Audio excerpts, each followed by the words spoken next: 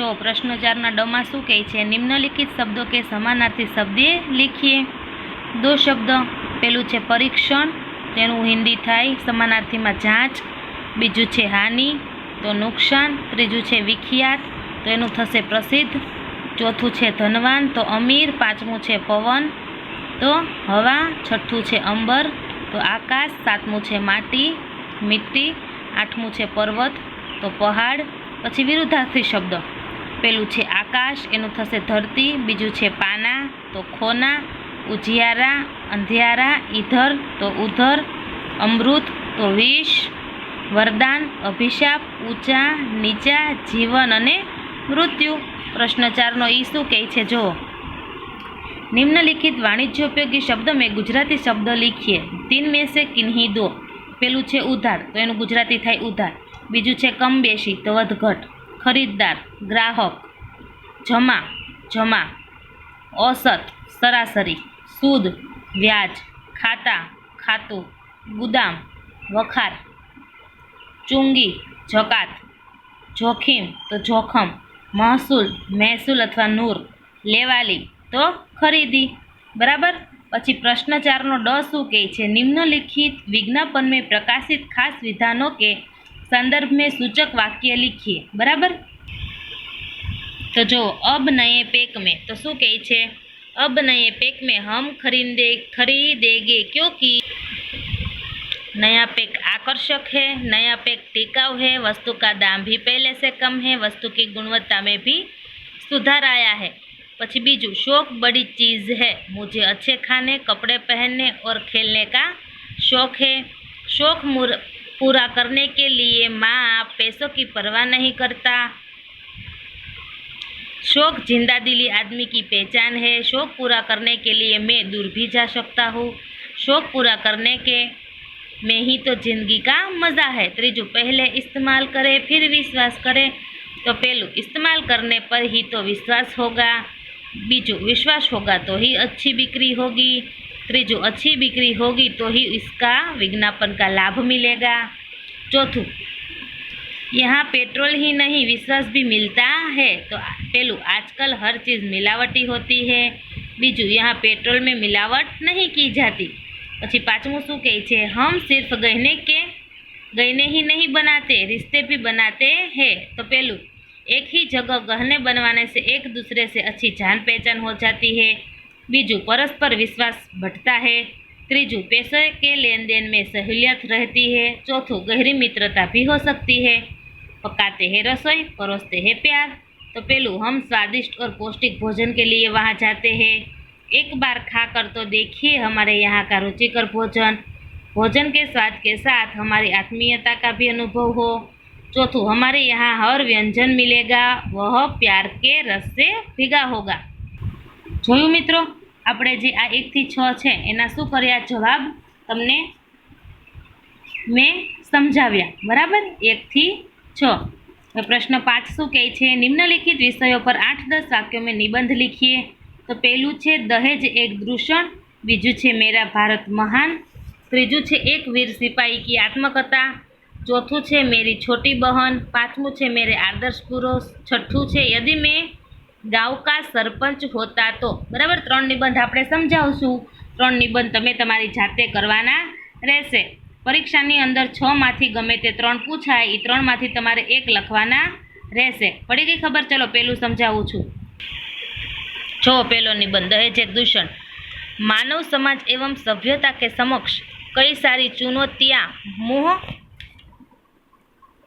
मुंह बाए खड़ी है, परंतु इनमें से एक चुनौती ऐसी है जिसका कोई भी तोड़ अभी तक समर्थ होता नहीं दिख रहा है। कहना नहीं होगा कि विवाह संस्कार से जुड़ी हुई यह सामाजिक विकृति दहेज प्रथा ही है। दहेज कुप्रथा भारतीय समाज के लिए एक भयंकर अभिशाप की तरह है। हमारी सभ्यता एवं संस्कृति का यह एक बड़ा कलंक है। दहेज शब्द अरबी भाषा के जहेज शब्द से रूपांतरित होकर उर्दू और हिंदी में आया है, जिसका अर्थ होता है सौगात।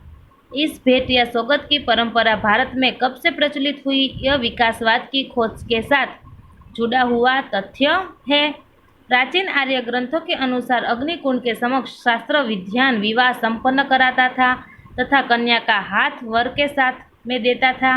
कन्या के माता पिता अपनी सामर्थ्य और शक्ति के अनुरूप कन्या के प्रति अपने स्नेह और वात्सल्य के प्रतीक में कुछ उपहार भेंट स्वरूप दिया करते थे। इस भेंट में कुछ वस्त्र, गहने तथा अन्न आदि होते थे। इसके लिए वस्त्र भूषण कृतांब शब्द का प्रयोग सार्थक रूप में प्रचलित था। इन वस्तुओं के अतिरिक्त जीवन दैनिक में काम आने वाली कुछ अन्य आवश्यक वस्तुएं भी उपहार के में दी जाती थी। उपहार की यह प्रथा कालिदास के काल में भी थी। स्नेह, वात्सल्य और सद्भावनाओं पर आधारित यह प्रतीक युग में परिवर्तन के साथ साथ स्वयं में परिवर्तित हो गया। उपहार की यह भावना कालक्रम में अत्यंत विकृत होती चली गई। मध्य युग में वस्त्र, रत्न, आभूषण, हाथी, घोड़े तथा राज्य का कोई भाग, यहाँ तक कि दास दासियाँ भी दहेज में देने की प्रथा चल पड़ी। आधुनिक दहेज तथा मूलतः धनी लोग की देन है, जिसकी चक्की में निर्धन भी पीस रहे हैं। इस प्रथा के पीछे लाभ की दृश्य प्रवृत्ति छिपी हुई है। आज दहेज प्रथा भारत में सभी क्षेत्रों में और वर्गों में व्यापक है। इस कुप्रथा ने लड़कियों के पिता का जीवन दुभर कर दिया है। लड़के के पिता अपने लड़के का कथित सौदा करने लगे हैं। यह घोर नैतिक पतन नहीं तो और क्या है। इस कुप्रथा के चलते कितने लड़की वाले बेघर एवं बर्बाद हो रहे हैं। कितनी ही विवश कन्याओं को आत्महत्या जैसा कुकर्म करना पड़ा है। कितनी वधुएं दहेज की खातिर जीवन चलाकर मर जा रही है। गांधी भारत की राजनीतिक स्वतंत्रता के साथ साथ आर्थिक, नैतिक, सामाजिक स्वतंत्रता के भी हिमायती थे। उन्होंने दहेज प्रथा क्रूरता और भयावता से क्षुब्ध होकर कहा था, दहेज की पातकी प्रथा के खिलाफ जबरदस्त लोकमत बनाया जाना चाहिए और जो नवयुवक इस प्रकार गलत ढंग से लिए गए धन से अपने हाथों को अपवित्र करे, उसे जाति से बहिष्कृत करना देना चाहिए।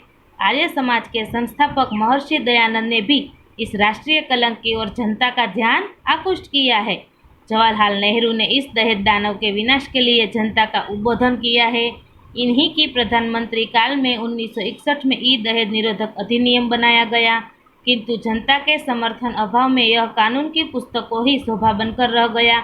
यह कुप्रथा कानून बना देने मात्र से ही समाप्त नहीं हो सकती।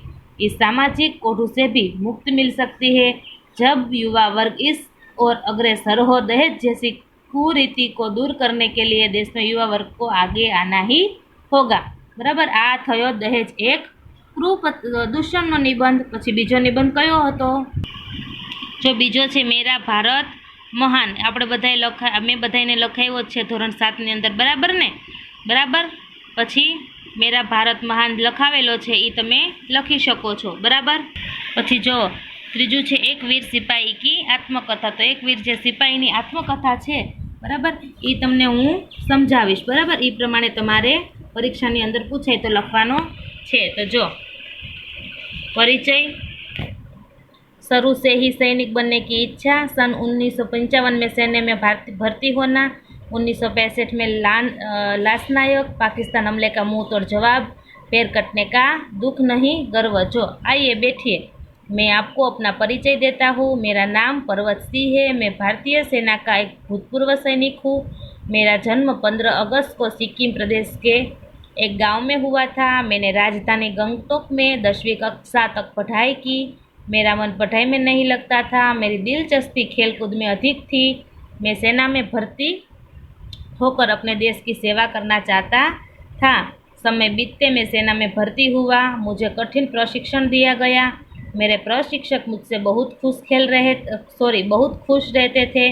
बंदूक से अचूक निशाना लगाने में मैं निपुण हो गया। मैं सन 1965 में लाशनायक बना। उसी वर्ष पाकिस्तान ने भारत की पश्चिमी सीमा पर हमला बोल दिया। पाकिस्तान को अपने पैटर्न टैंकों पर बड़ा गर्व था। मैंने अपने सधे हुए निशाने से कुछ पैटर्न टैंकों को खिलौने की तरह चकचार-चूर कर दिया। पाकिस्तानी हमलावर जान बचाकर भागे। उस संघर्ष में एक गोली मेरे पैर में लगी। अस्पताल में मेरा इलाज हुआ, परंतु जान बचाने के लिए मेरी वह पैर काटना पड़ा। अब मैं अपने गांव में रहता हूँ। सरकार ने वीर चक्र देकर मेरा सम्मान किया था। गांव में लोग मेरी इज्जत करते हैं। अपना पैर कट जाने पर मुझे दुख नहीं, गर्व है। अगले जन्म में भी मैं भारत माता का सपूत बनकर उसकी सेवा करना चाहता हूँ। त्रीजू शू कहे छे? मेरी एक वीर सिपाही की आत्मकथा। चौथी मेरी छोटी बहन। तमारी जे छोटी बहन होय एना विषे तमारे जे कांई निबंध लखो होय लखी शकाय छे। मेरे आदर्श पुरुष महापुरुष। यदि मैं गांव का सरपंच होता तो जो, यदि मैं गांव का सरपंच होता तो जो અહીં, यदि मैं अपने गांव का सरपंच होता तो मेरे गांव की यह हालत न होती जो आज है। आज गांव में न अच्छी सड़कें हैं, न जल आपूर्ति की उचित व्यवस्था है, न स्कूल है, न दवाखाना। गांव वालों को अपनी छोटी मोटी ज़रूरतें पूरी करने के लिए निकट के शहर जाना पड़ता है। यदि मैं गांव का सरपंच होता तो गांव को शहर से जोड़ने वाली सड़क पक्की बनवाता। गांव में कुओं की जगह नल कूपों द्वारा स्वच्छ जल की आपूर्ति करता। गांव में हाई स्कूल तक की शिक्षा की व्यवस्था होती। ग्राम पंचायत की ओर से एक दवाखाना होता। गांव के भवानी मंदिर का अब तक पुनर्निर्माण हो गया होता। सचमुच यदि मैं अपने गांव का सरपंच होता तो अपने गांव को एक आदर्श गांव में बदल देता। बराबर। एना पछीनो निबंध शुं कहे छे? मेरे आदर्श महापुरुष। जो मेरे निबंध हतो ने तो लोकमान्य मेरे आदर्श महापुरुषनी अंदर आज लोकमान्य तिलकनो निबंध छे ई लखी शकाय। लोकमान्य तिलक हमारे देश के एक प्रसिद्ध नेता थे। उनका जन्म 23 जुलाई 1856 को महाराष्ट्र के रत्नागिरी जिले के चिखल गांव में हुआ था। उनके पिता का नाम गंगाधर पंत और माता का नाम पार्वतीबाई था। माता पिता ने उनका नाम केशव रखा था, लेकिन घर के लोग उन्हें बाल कहते थे। बड़े होने पर बाल गंगाधर तिलक लोकमान्य तिलक के नाम प्रसिद्ध हुए। बचपन में बाल बटने के बहुत तेज थे। उनकी बुद्धि देखकर उनके शिक्षक भी दंग रह जाते थे। अपनी कक्षा में वे हमेशा सर्वप्रथम रहते थे। विशेष योग्यता के साथ उन्होंने वकालत की परीक्षा उत्तीर्ण की। शुरू में वे पाठशाला में शिक्षक बने, फिर वे स्वतंत्र आंदोलन में शामिल हो गए। देश की स्वतंत्रता के लिए उन्होंने बहुत काम किया। उन्होंने मराठा और केसरी नाम के 2 अखबार निकाला। महाराष्ट्र में गणोत्सव की शुरुआत लोकमान्य तिलक ने ही की थी। लोकमान्य तिलक ने हमें नारा दिया, स्वराज्य हमारा जन्मसिद्ध अधिकार है। 31 जुलाई 1920 को इस महान नेता का स्वर्गवास हुआ। सरस। चलो प्रश्न जेनो ब छे शुं छे? 1 2 3 4 कहानी छे। बराबर ने? जे कहानी छे, कहानी करवानी नथी, कहानी पूछाशे नहीं परीक्षा में। प्रश्न 5 क छे, पत्र लेखन कीजिए। कक्षा में सर्वप्रथम आने पर सखी को अभिनंदन पत्र लिखिए। तो जो अहींया रह्यो।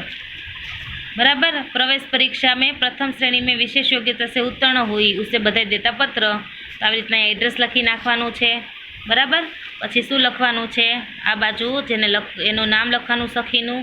सप्रम नमस्ते, आज ही तुम्हारा पत्र मिला। राष्ट्रभाषा प्रवेश परीक्षा में विशेष योग्यता से उत्तीर्ण होने पर तुम्हें मेरी ओर से ढेर सारी बधाइयाँ। मैं जानती हूँ कि तुम बहुत परिश्रमी और प्रतिभाशाली हो।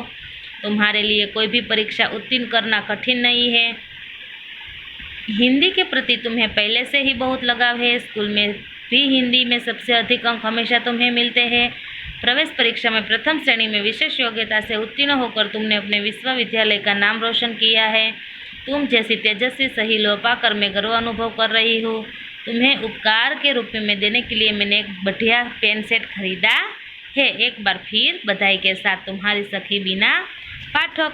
पछी बीजो निबंध शू कहे छे? सॉरी, पत्र। मोबाइल से लाभ हानि दर्शाता हुआ पत्र अपने मित्र को लिखिए। मानव जीवन में सफाई का महत्व दर्शाता हुआ पत्र अपनी सखी को लिखिए। बे तमारे करी लेवाना छे। एक टीचरे समझाई दीधो। चलो आपणुं एसाइनमेंट पूरुं। बधा हिंदीनी नोटमां मैं तमने जे समझावेलुं छे ए प्रमाणे लखी नाखजो। आवजो। परीक्षामां आ प्रमाणे पूछाशे। प्रश्न 5 ना 2 ની જે આ કહાની છે એ પૂછાશે નહીં। આવજો।